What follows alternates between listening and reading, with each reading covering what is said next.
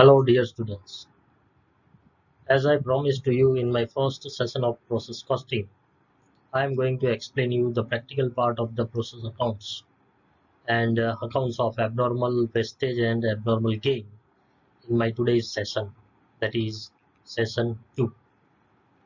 I am Dr. Kandarp Chavda from JG College of Commerce. Welcomes you all in this session series of cost and financial accounting subject.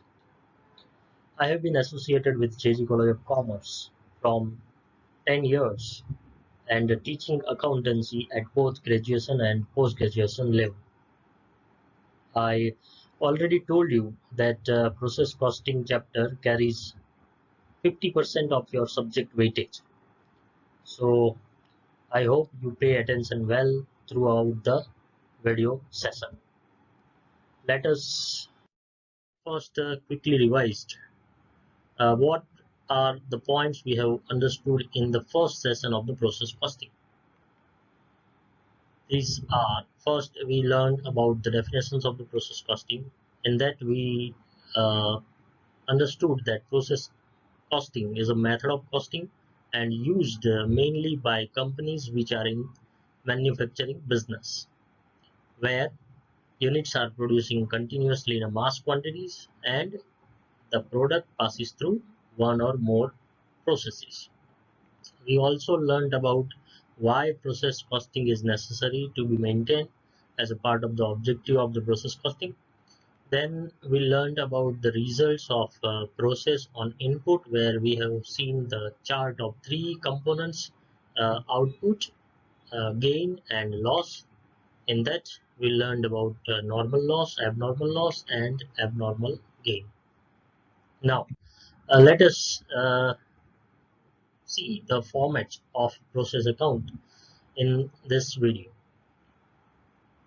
Process account is typical accounts where we are going to make three columns on the debit side and three columns on the credit side.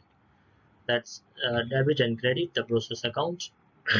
The three columns name are particulars, units and rupees. Same on the credit side, particular units, rupees.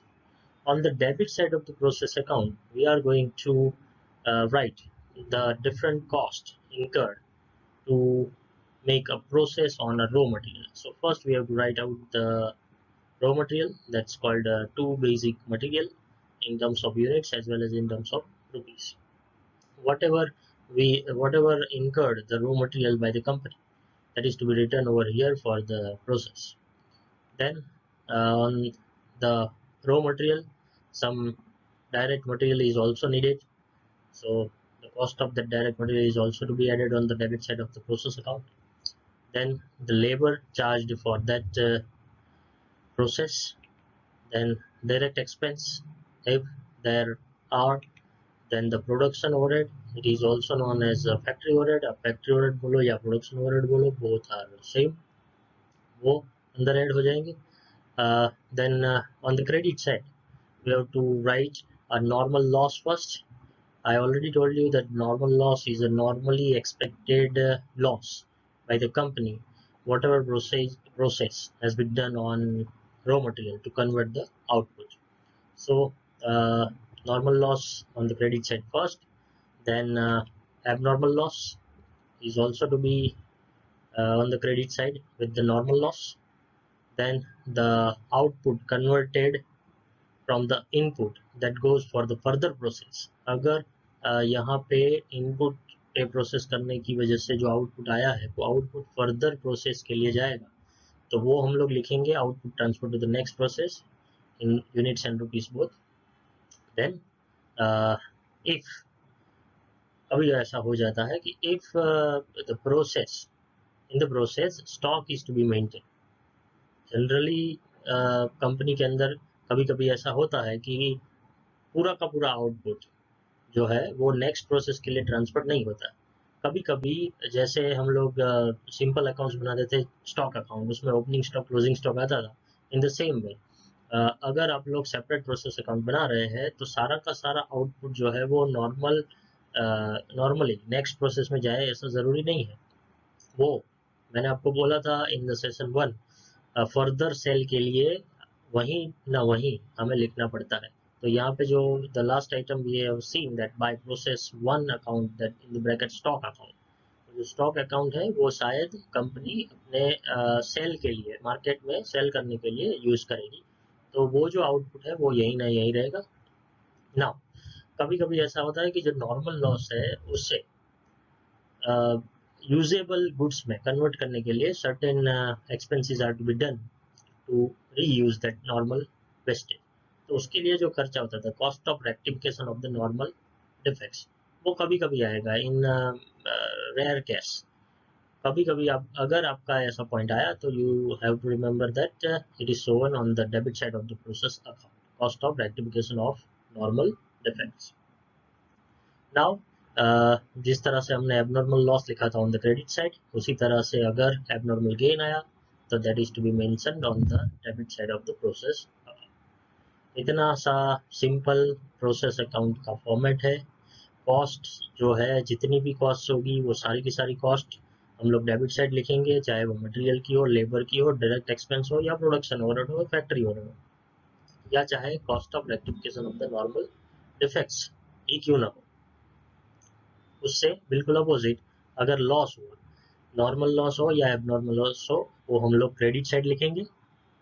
अगर output हम लोग next process में transfer करते हैं तो वो भी, और अगर output further output for sale हम लोग करने जा रहे हैं तो उसका जो स्टॉक बचेगा वो वही ना वही उसी प्रोसेस की अकाउंट में रहेगा।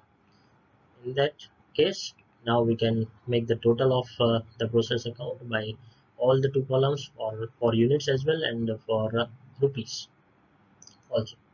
Let us see the format of abnormal loss and abnormal gain one by one.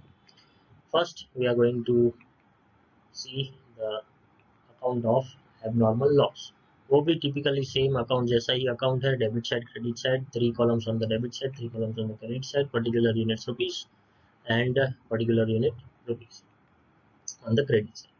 अब इसमें पहले सबसे पहले हम लोग को क्या लिखना है, तो what ever abnormal loss mentioned on the in the process account on the credit side, हम लोगों ने कहाँ पे लिखा था, ऑन द क्रेडिट साइड लिखा था, तो उसका दूसरा effect, we learn dual entry system, so according to the dual entry system one effect is debit and another effect is credit. So हमने प्रोसेस अकाउंट में एबनॉर्मल लॉस कहाँ पे लिखा था, हमने लिखा था क्रेडिट साइड पे, तो यहाँ पे एबनॉर्मल लॉस का दूसरा इफेक्ट आ जाएगा, the second effect of the abnormal loss on the debit side of the abnormal loss account.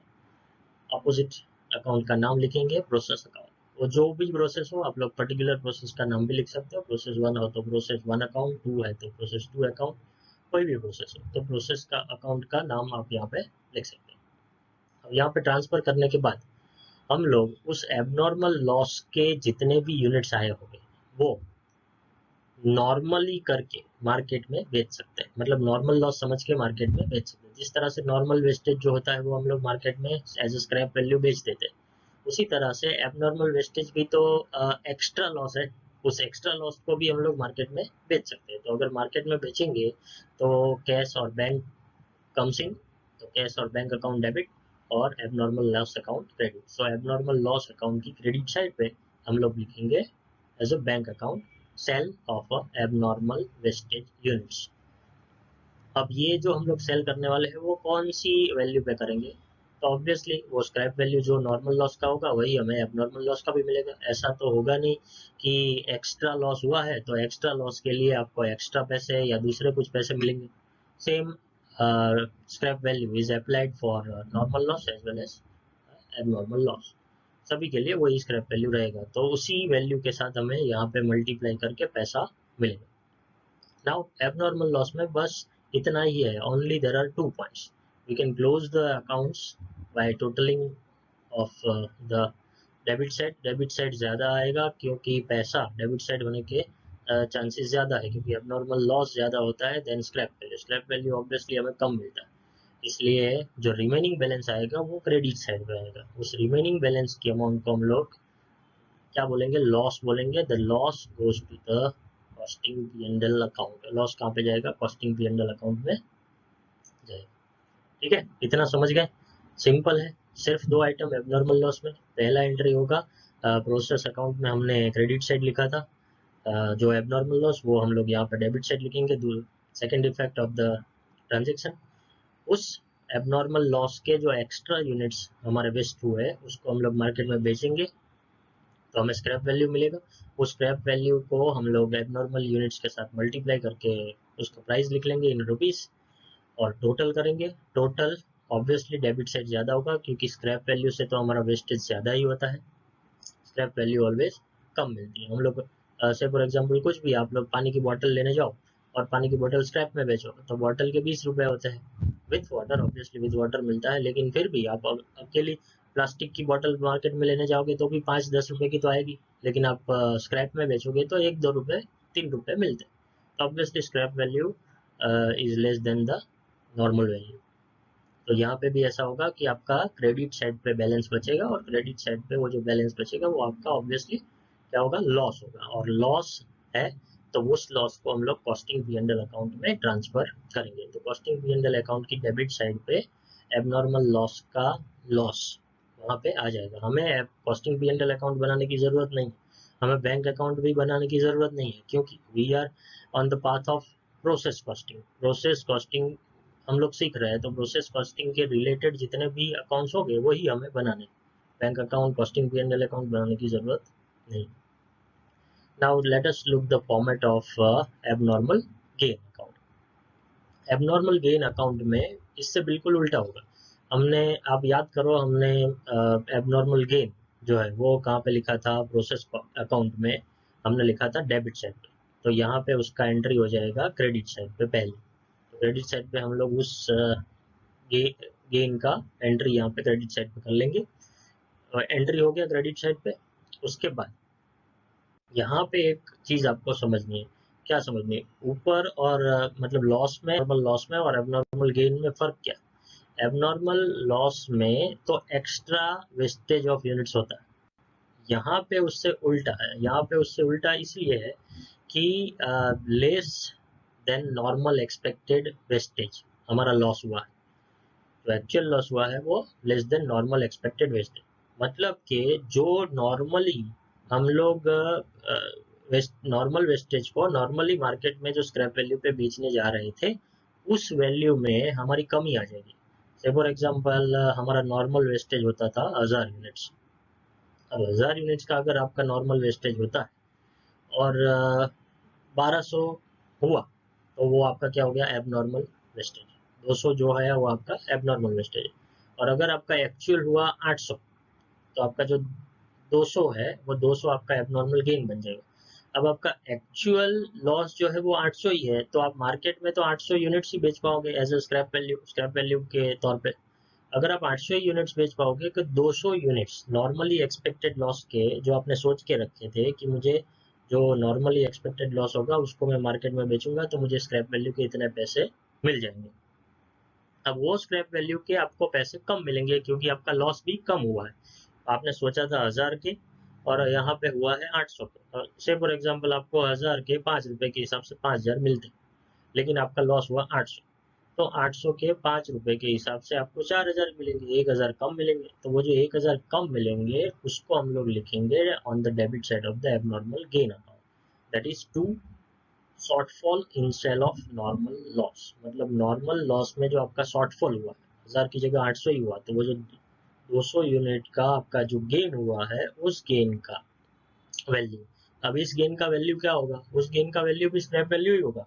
जिस तरह से एबनॉर्मल वेस्टेज में जो ऊपर के 200 मतलब एक्स्ट्रा 200 से 1200 1000 का डिफरेंस, उसका जो हम लोग बेचने जा रहे थे स्क्रैप वैल्यू में, उसी तरह से 800 और 1000 के बीच का डिफरेंस ये एबनॉर्मल गेन है। तो एबनॉर्मल गेन का जो 200 का शॉर्टफॉल हुआ है उसे भी हम लोग स्क्रैप वैल्यू से ही मल्टीप्लाई करेंगे। तो स्क्रैप वैल्यू से यहाँ पे मल्टीप्लाई हो जाएगा और मल्टीप्लाई करने के बाद उसका टोटल करेंगे। टोटल करने के बाद इफेक्ट रिमेनिंग बैलेंस बचेगा on the debit side of the abnormal gain account. Abnormal loss में आपने देखा तो एबनॉर्मल लॉस में क्रेडिट साइड बच रहा था, यहाँ पे एबनॉर्मल गेन है तो एबनॉर्मल गेन में क्या बच रहा है, on the debit side. So debit side में आपका ये बैलेंस बचा है, उस वैल्यू को हम लोग बोलेंगे प्रॉफिट। और profit goes to the costing P and L account. Abnormal gain का प्रॉफिट जो है वो कहाँ पे जाएगा, costing P and L account में जाएगा। जैसा कि मैंने बताया था, शॉर्टफॉल का अकाउंट बनाने की ज़रूरत नहीं है, कॉस्टिंग P&L का भी अकाउंट बनाने की ज़रूरत नहीं है, हमें सिर्फ और सिर्फ 3 अकाउंट के फॉर्मेट समझने थे। एक था प्रोसेस अकाउंट, जो हमने अगली स्लाइड में सीखा, जिसमें कॉस्ट डेबिट साइड आता है और लॉस और आउटपुट क्रेडिट साइड पर। दूसरा ये एबनॉर्मल लॉस का अकाउंट, जिसमें ड्यूअल इफेक्ट कर देना है और नॉर्मल वेस्टेज की वैल्यू से उसे सेल कर देना, तो आपका लॉस हो जाएगा। तीसरा एबनॉर्मल गेन अकाउंट, जिसमें प्रोसेस से ट्रांसफर होकर इफेक्ट आएगा। दूसरा शॉर्टफॉल आ जाएगा, और तीसरा ये कॉस्टिंग P&L जो है वो प्रॉफिट चला जाएगा। अंडरस्टूड? इतना आप लोग समझ गए? I hope you remembered well. Now मैंने यहाँ पे नोट करके लिखा हुआ है, request you to take the screenshot और photocopy of this university question to understand the solution well. मतलब कि अब मैं एक यूनिवर्सिटी का क्वेश्चन लेने जा रहा हूँ, जो कि गुजरात यूनिवर्सिटी ने 2005 में 2005 के साल में पूछा था। ये क्वेश्चन मैंने इसलिए लिया हुआ है ताकि इसमें आप तीनों के तीनों अकाउंट का इफेक्ट समझ सकते हो, प्रोसेस अकाउंट का भी, एबनॉर्मल लॉस का भी और एबनॉर्मल गेन का भी। इसलिए मैंने ये एग्जांपल यहाँ पे चूज किया हुआ। तो let us look on the question. ये क्वेश्चन मैं पढ़ता हूँ तब तक आप लोग पहले आप एक काम कीजिए, इस क्वेश्चन के आप स्क्रीनशॉट ले लो। अब इस क्वेश्चन का स्क्रीनशॉट अगर आप लो लोगे तो फिर जब मैं सॉल्यूशन एक्सप्लेन करूंगा तो आपको ज़्यादा समझ में आएगा। So kindly take your kindly take the screenshot, or you can take a photocopy of this sum with you. जब भी सॉल्यूशन समझेंगे तो आपके पास ये होना चाहिए, तभी आप ज़्यादा अच्छे से समझ सकते हैं। ठीक है, let me read the first question. पहले ये क्वेश्चन हम लोग पूरी तरह से समझ लेते हैं। Let us understand this question well before answering to the solution. इसमें लिखा है कि Gajanan limited is producing 3 processes of one product. एक ही प्रोडक्ट का कंपनी जो है वो 3 प्रोसेस में अलग अलग प्रोड्यूस करती है। It is transferred to the finish goods thereafter, मतलब कि 3 प्रोसेस खत्म होने के बाद वो फिनिश स्टॉक बन जाएगा। The 4000 units were introduced in the process 1, मतलब प्रोसेस 1 जो स्टार्ट हुआ उससे पहले कंपनी ने 4000 यूनिट्स इंट्रोड्यूस किए थे eight the rate of ₹6 per unit. And then company has given the informations for the month ended 31st March 2013। Information में company ने 4 कॉलम दिए हैं। 4 कॉलम में पर्टिकुलर प्रोसेस 1 की इंफॉर्मेशन, 2 की इंफॉर्मेशन एंड 3 की इंफॉर्मेशन। इन द इंफॉर्मेशंस हमको कौन कौन सी इंफॉर्मेशन दी है? Direct material, direct wages, manufacturing overhead दिया हुआ है, एक्चुअल आउटपुट इन यूनिट्स दिया हुआ है, normal wastage in percentage of input is given, and the sales value of wastage per unit is given। sales value मतलब के scrap value of the normal wastage is given। now we have been asked to prepare the process accounts and find out the cost per unit of each process, and we have also been asked to prepare abnormal wastage account and abnormal gain accounts if there is। so आप लोग इस question का photo ले लो, then we will move towards the next slide for the solution of this question. Solution में हम लोगों को क्या करना है? प्रोसेस अकाउंट्स बनाना है, already mention in the question clearly. Cost per unit find करनी है and we have to make abnormal wastage और एबनॉर्मल गेन अकाउंट। तो let us start solution of this question. Solution में हम लोग प्रोसेस अकाउंट का फॉर्मेट देख चुके हैं। Same format is going to prepare और here process account, debit credit side, particular units rupees, particular units rupees. हमने देखा था कि all the costs are mentioned on the debit side. तो सम के अंदर सबसे पहले यूनिट्स इंट्रोड्यूस्ड लिखा था, वो हम लोग लिखेंगे to the basic material. Units introduce दिया था हमें 4000 यूनिट्स इंट्रोड्यूस्ड, और वो 4000 units introduce at the rate of ₹6 per unit. तो 6 पर यूनिट्स के हिसाब से 4000 into 6, 24,000 rupees. Then direct material is given only in rupees, so directly move towards the rupees 20,800। then direct labor is also given as a rupees 18,000 rupees. Then direct expenses is not given, but production order is given 14,000 rupees. तो ये सारी cost हम लोगों ने लिख ली है। Now the information in the sum is about output.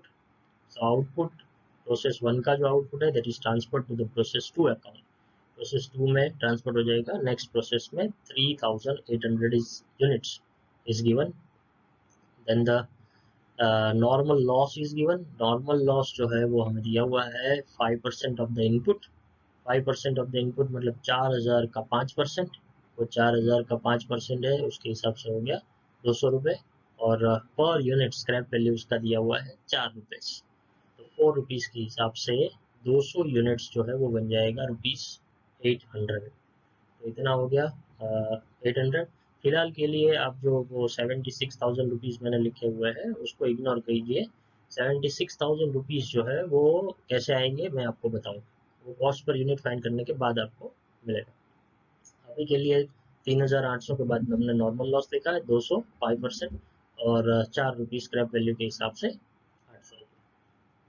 Now सारी इंफॉर्मेशन खत्म हो गई in the sum. So we can make the total of the units first. Units दोनों साइड देखेंगे तो दोनों साइड यूनिट्स का टोटल मैच हो रहा है। डेबिट साइड भी 4,000 है और क्रेडिट साइड भी 4,000 रुपीज़ है। डेबिट साइड के रुपीज़ का टोटल आ रहा है 76,800 और क्रेडिट साइड के वैल्यू का भी टोटल आ रहा है 76,800। दोनों का टोटल 76,800। ऊपर 800 लिखा हुआ है नॉर्मल लॉस का। इसका मतलब है ये हो गया कि इस प्रोसेस की अकाउंट में कोई भी नॉर्मल एबनॉर्मल लॉस नहीं है, ना के एबनॉर्मल गेन, क्योंकि 4,000 units were total in both the side, debit side as well as credit side. तो आपको अब 76,000 रुपीज़ कहाँ से आया वो पता चल जाएगा। ठीक है। Now let us make the before making the next process account, let us understand the cost per unit as well, because the cost per unit is also asked in the sum. cost per unit कहाँ से आया, तो ये 76,000 remaining amount आ गया मेरा। Remaining amount में हम लोगों ने डिवाइड कर दिया 3,800 यूनिट्स के साथ। so 76,000 is divided by the 3,800 units, that is ₹20 per unit आपका कॉस्ट हो गया। now the process 2 है, सेम फॉर्मेट है, particular units rupees particular units rupees. अब यहाँ पे पहला जो है उसमें प्रोसेस 1 में हमारा आया था यूनिट्स इंट्रोड्यूस्ड, हमने पहले ही दिया। यहाँ पे यूनिट्स इंट्रोड्यूस कहाँ से आएगा, राइट, कहाँ से आएगा, प्रोसेस 1 से। तो प्रोसेस 1 से आपका यूनिट्स इंट्रोड्यूस यहाँ पे आने वाला है। प्रोसेस 1 में जो आउटपुट था वो आपका यहाँ पे इनपुट बन जाएगा, वहाँ का क्लोजिंग था वो यहाँ पे आपका ओपनिंग बन जाएगा। 3,800 और 76,000 दोनों वहाँ पे अमाउंट लिखी थी, वही सेम यहाँ पे ट्रांसफर की है हमने units as well as rupees. Now sum के अंदर देखते हैं second column, information is given about the process 2। Third column particular process 1 and process 2। तो क्वेश्चन में जाके देखेंगे हम लोग, उसमें हमारा first item in the third column is given the direct material rupees 15,840. Then direct labor cost is also given for the process to 28,000 and the production overheads are given as a rupees 20,000. इतना आ गया। now output has given in the process 2 that is transferred to the next process। मतलब अभी भी हमारा एक और process बाकी है, प्रोसेस 3 अकाउंट, उसमें प्रोसेस 2 का जो आउटपुट है वो ट्रांसफर होगा। आउटपुट हमें दिया हुआ है 3,360 यूनिट्स, तो ये 3,360 यूनिट्स आ गए। Now the information is about the normal loss. Normal loss हमें दिया हुआ है यहाँ पे 10%, तो 10% ऑफ इनपुट। इनपुट मेरा यहाँ पे लिखा हुआ है already 3,800 on the debit side of the material. 3,800 का 10% 380 और उसका स्क्रैप वैल्यू है 8 रुपये के हिसाब से यहाँ पे आ जाएगा normal loss 380 into ₹8। Now we can make the total because no information has been left in the sum. So the total of the units 3,800 the total on the credit side 3800। अब ये 3800 मुझे यहाँ पे दिख रहा है कि डेबिट साइड का जो यूनिट्स का टोटल है वो ज़्यादा आ रहा है देन द क्रेडिट साइड पे 3360 और 380 लिखा हुआ है।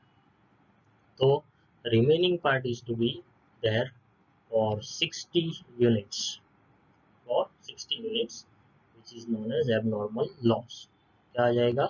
एबनॉर्मल लॉस आपका 60 यूनिट्स आ जाएगा। अब एबनॉर्मल लॉस और आउटपुट दोनों को हम लोग कॉस्ट पर यूनिट से मल्टीप्लाई करते हैं। ये बात आप लोग याद रखें, चाहे वो एबनॉर्मल लॉस का अमाउंट हो या चाहे वो आउटपुट का अमाउंट हो, दोनों ही यूनिट्स को हम लोग कॉस्ट पर यूनिट जो हम लोग फाइंड करेंगे उसके ऊपर से मल्टीप्लाई करते हैं। प्रोसेस 1 में एबनॉर्मल लॉस या एबनॉर्मल गेन नहीं था, इसलिए कॉस्ट पर यूनिट हमें आसानी से मिल गया। यहाँ पे कॉस्ट पर यूनिट हमें फाइंड करना पड़ेगा on the basis of the formula. तो कॉस्ट पर यूनिट फाइंड करने का ये फॉर्मूला है, cost per unit is equal to total cost of product minus value of normal loss divided by total inputs minus units of normal loss. देख लेते हैं, ये बड़ा ही सिंपल है। Total cost of the product मतलब कि हम लोग टोटल करेंगे on the debit side. Total cost हम लोग कहाँ पे लिखते थे? डेबिट साइड पे। तो डेबिट साइड का टोटल करेंगे 36,000, 15,840, 28,000 एंड 20,000। टोटल 1,39,840 इसका टोटल आ गया, minus value of normal loss. तो नॉर्मल लॉस का वैल्यू कितना है? 3,040। उसके डिवाइड बाय करेंगे टोटल इनपुट। तो टोटल इनपुट्स कितना है? 3800 एंड उसमें से माइनस करेंगे units of normal loss. Units of normal loss we have already found out 380। तो इन सबको अब फॉर्मूला में डाल देंगे तो हमें मिलेगा 1,36,800 divide by 3,420 which is equal to ₹40। So in this way we got the cost per unit। Cost per unit हमें ये फॉर्मूला के बेस पे से मिल जाएगा। आप एक सेकंड का पॉज ले लो और कॉस्ट पर यूनिट के फॉर्मूला को अच्छे से समझ लो। सिंपल ही किया है मैंने, total cost minus normal loss का कॉस्ट माइनस किया है और नीचे total inputs minus normal loss के यूनिट्स माइनस किए। तो ऊपर फॉर्मूला में कॉस्ट माइनस कॉस्ट है और इनपुट यूनिट्स माइनस यूनिट्स है। दोनों में से ही नॉर्मल का वैल्यू और नॉर्मल का यूनिट्स हमने माइनस किया। ऐसा करने से हमारा कॉस्ट पर यूनिट मिल जाएगा। अब कॉस्ट पर यूनिट्स मिलने के बाद we can find the value of abnormal loss as well as output transfer to the next process। दोनों का वैल्यू 40 रुपीज से मल्टीप्लाई करने से हमें मिल जाएगा 16 to 40 2400 and 3360 into 40 that is 1,34,400। ठीक है, इतना समझ गए। प्रोसेस टू अकाउंट में एक नई बात हमने सीखी, एबनॉर्मल लॉस। एबनॉर्मल लॉस मतलब के remaining units on the credit side 60 units आए और 60 यूनिट्स के वैल्यू और आउटपुट का वैल्यू फाइंड करने के लिए we have to find out the cost per unit on the basis of this formula. और उसके बेसिस पे कॉस्ट पर यूनिट के बेसिस पे हम लोग वैल्यू लिख सकते हैं 2200 and 1,34,400। Now we can make the total. Abnormal gain यहाँ पे आएगा नहीं क्योंकि एबनॉर्मल लॉस ऑलरेडी आ चुका है। So we can make the total. Both the side of the total is verified. दोनों साइड का टोटल सेम हो गया है।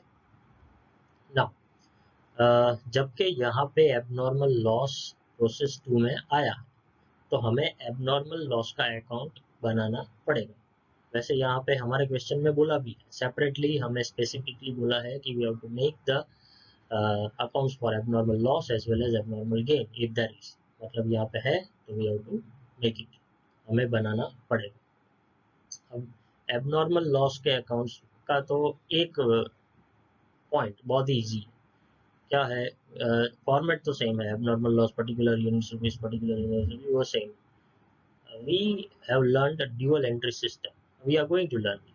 ये सारी की सारी ड्यूअल एंट्री सिस्टम ही है। ड्यूअल एंट्री सिस्टम में हर एक ट्रांजेक्शन की दो इफेक्ट होती है। उसी तरह से हम लोग बाकी के अकाउंट्स नहीं बनाते तो उसकी दूसरी इफेक्ट देने की जरूरत नहीं है, लेकिन जब एबनॉर्मल लॉस का अकाउंट बनाते हैं तो एबनॉर्मल लॉस का दूसरा इफेक्ट हमें देना पड़ेगा। तो वो जो 60 यूनिट्स और 2400 रुपीज हमें लिखा था उसका दूसरा इफेक्ट एबनॉर्मल लॉस में आएगा। कैसे देखते हैं। प्रोसेस अकाउंट 2 हम लोग लिखेंगे दूसरा, वहाँ पे क्रेडिट साइड था, यहाँ पे डेबिट साइड। देखो 60 आ गया और 2400 हम लोग लिख लेंगे। तो the second effect of the transaction, एक ये तो लिख दिया, वो तो सिंपल है। अब दूसरा, अब एबनॉर्मल वेस्टेज का मतलब क्या है। एबनॉर्मल वेस्टेज का मतलब है, अब आप लोग जानते हो abnormal wastage is a extra wastage then normally expected. Normally हमने एक्सपेक्ट किया था 380 का, एक्स्ट्रा वेस्टेज हुआ 60 का। तो ये जो 60 का एक्स्ट्रा वेस्टेज हुआ है वो भी हम लोग as a scrap value market में बेच सकते हैं। तो by bank account sale at the rate ₹8 पर scrap value, 60 units into ₹8, that's 480 rupees. ये आपका आ जाएगा 480। अब इसमें कोई दूसरा पॉइंट है ही नहीं। We can make the total of the account 60 2400 60 2400। तो हमें जो है वो क्रेडिट साइड पे रिमेनिंग बैलेंस बचेगा, वो क्रेडिट साइड पे रिमेनिंग बैलेंस बचेगा, that is costing P and L account. Loss goes to costing P and L account. वो कितना आ जाएगा 2400 माइनस 480, 2400 माइनस 2 और 480 तो रह जाएगा 1920। कितना आ जाएगा 1920 आपका हो जाएगा कॉस्टिंग पी एंड एल में लॉस।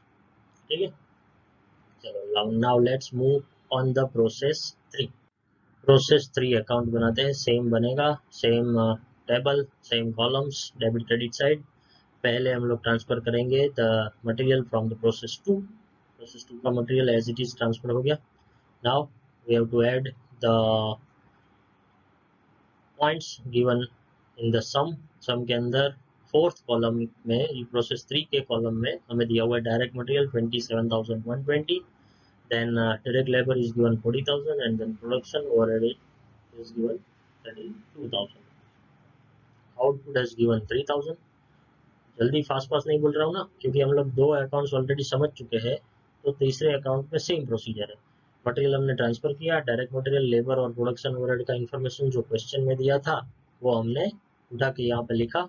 अब आउटपुट लिया हुआ है, आउटपुट में मैंने यहाँ पे प्रोसेस 4 अकाउंट नहीं लिखा है, क्योंकि क्वेश्चन के अंदर ऐसा पर्टिकुलरली हमें बोला गया है कि the process 3 is the last process and thereafter the product is transferred to the finished goods। मतलब कि वो फिनिश गुड्स है, इसके बाद कोई प्रोसेस नहीं है, इसलिए हम लोग इसको ट्रांसफर नहीं करेंगे। This is the finished goods that is to be for the purpose of selling in the market. ये 3000 यूनिट्स हमें दिया हुआ है। Now the normal loss is given 15% of the input. तो 3360 का 15% हम लोग करेंगे तो we got 504 at the rate of ₹10। यहाँ पे स्क्रैप वैल्यू है 10 रुपये। अब देखो सम के अंदर तो बीच बीच में लॉजिक आते रहेंगे। मुझे एक लॉजिक याद आया है। प्रोसेस 1 में स्क्रैप वैल्यू दिया था 4 रुपये, प्रोसेस 2 में स्क्रैप वैल्यू 8 रुपये, प्रोसेस 3 में स्क्रैप वैल्यू 10 रुपये। तो ये जिसने भी सम बनाया होगा he has some practical knowledge. Practical knowledge तो उसके पास होगा, क्यों? क्योंकि प्रोसेस 1 का जो गुड्स होता है, उसका जो गुड्स होता है वो थोड़ा कम यूजफुल होता है, उसकी यूजफुलनेस कम होती है। प्रोसेस 2 के बाद उसकी यूजफुलनेस इंक्रीज हो जाती है और प्रोसेस 3 के बाद उसकी यूजफुलनेस फर्दर इंक्रीज हो जाती है। तो जैसे जैसे गुड्स की यूजफुलनेस इंक्रीज होती जाती है वैसे वैसे उसका स्क्रैप वैल्यू भी तो बढ़ता जाता है। इसी वजह से यहाँ पे स्क्रैप वैल्यू 4, 8 और 10 करके लिखा था। Good point, I observed right now. So let us move towards the next point। अब नॉर्मल लॉस सारे पॉइंट्स हमने लिख लिए हैं, so we can make the total. अब प्रोसेस 3 में आप लोग गौर करोगे, अगर टोटल करने से पहले, यूनिट्स का टोटल करने से पहले, तो डेबिट साइड है 3360 and the credit side is 3504। So credit side ज़्यादा दिख रहा है मुझे, so I am going to make the total of the credit side first. वो मैं डेबिट साइड ले लेता हूँ। सो डेबिट साइड मुझे 144 यूनिट्स का मिसिंग अमाउंट, मिसिंग फिगर मिल जाएगा 144। उसे हम लोग क्या बोलेंगे, प्रोसेस 2 में जो मिसिंग फिगर था वो क्रेडिट साइड था, इसलिए हम लोग बोल रहे थे उसे एबनॉर्मल वेस्टेज या एबनॉर्मल लॉस। इसी तरह से प्रोसेस 3 में जो मिसिंग फिगर है, मिसिंग यूनिट्स है, वो डेबिट साइड है, तो इसे हम लोग बोलेंगे एबनॉर्मल गेन्स। तो यहाँ पे आ गया आपका एबनॉर्मल गेन। अब चाहे वो एबनॉर्मल लॉस हो या एबनॉर्मल गेन हो, सबका calculations of amount is done by cost per unit. So we must have to find out the cost per unit first. अब एबनॉर्मल लॉस तो आएगा नहीं क्योंकि यहाँ पे एबनॉर्मल गेन ऑलरेडी आ चुका है। सो कॉस्ट पर यूनिट का फॉर्मूला एक बार फिर से आपको याद दिला देता हूँ। Total cost of the product minus value of normal loss divide by total inputs minus units of normal loss. यहाँ पे टोटल कॉस्ट ऑफ प्रोडक्ट इतना है, टोटल कॉस्ट इनका टोटल करना पड़ेगा, बराबर। तो टोटल है उसका 2,33,520। आप लोग कैलसी में चेक कर सकते हो। I already have done it and written over here 2,33,520 उसका टोटल हो गया। Then minus value of normal loss 5,040 divide by total inputs. Total input मेरा है 3,360 क्योंकि इसके अलावा कोई मेरा इनपुट था नहीं, minus units of normal loss 504। Then we got 2,28,480 divided by 2856. We received rupees 80 cost per unit. Rupees 80 cost per unit. ये कॉस्ट पर यूनिट को हम लोग अब मल्टीप्लाई कर सकते हैं for finish goods as well as abnormal gain. So 3,000 multiplied by rupees 80, that is rupees 2,40,000, and 1,44,000 144 units into 80, that is 11,520. So now we can make the total of all the accounts. Total आपका आ जाएगा 2,45,040 on the credit side as well, 2,45,040 दोनों side total match हो जाएगा। अब जबकि यहाँ पे we have one more point, that is abnormal gain. We have to make abnormal gain account because we have also been asked in the sum। Abnormal gain का account का format हम लोग समझ चुके हैं, सिंपल था, same columns, debit side 3, credit side 3, particular units rupees, particular units rupees. सबसे पहले क्या करेंगे, abnormal gain transaction has to effect. Dual entry system पढ़ रहे हैं तो दो इफेक्ट आएगा। दो इफेक्ट के लिए हम लोग एबनॉर्मल गेन को ट्रांसफर करेंगे यहाँ पे on the credit side. Process 3 account में हम लोगों ने डेबिट साइड एबनॉर्मल गेन लिखा था, तो एबनॉर्मल गेन की अपोजिट साइड क्रेडिट साइड हम लोग प्रोसेस अकाउंट लिखेंगे। प्रोसेस 3 अकाउंट 144 एंड 11,520 ये आगे।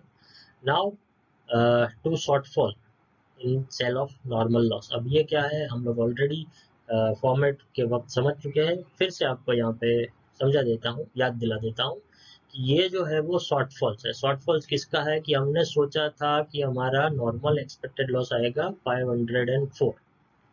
कितना आएगा, 504, लेकिन एक्चुअली में 144 यूनिट्स का जो लॉस है वो मेरा कम हुआ। दैट मीन्स वो जो कम लॉस हुआ है देन नॉर्मली एक्सपेक्टेड लॉस वो मेरा गेन है, और जो मेरा गेन है वो मैं मार्केट में बेच नहीं सकता। वो मार्केट में नहीं बेच सकता तो वो मेरा शॉर्टफॉल इन स्क्रैप इनकम है। स्क्रैप इनकम जो मेरा आने वाला था उसमें मेरा शॉर्टफॉल आएगा 10 रुपए के हिसाब से 1,440। So now we can make the total of both the side 11,520 11,520। Abnormal loss में हमने देखा था कि जो रिमेनिंग बैलेंस था, रिमेनिंग अमाउंट था, वो क्रेडिट साइड बच रहा था। यहाँ पे रिमेनिंग बैलेंस बचेगा ऑन द डेबिट साइड। कितना बचेगा, 10,080। कितना बचेगा, 10,080। सो that's all for the day. If you have still queries regarding any points or any accounts, you are most welcome to the comment. I will try to resolve them at the earliest. And thank you very much to you all for listening me throughout the video lecture. I hope You revised the concept of process accounting and understood the format of all the accounts, process accounts, as well as the accounts of abnormal loss and abnormal gain from the taken university question. And I will soon meet you in my next part of the process accounting. So please excuse me until my next session. Thank you.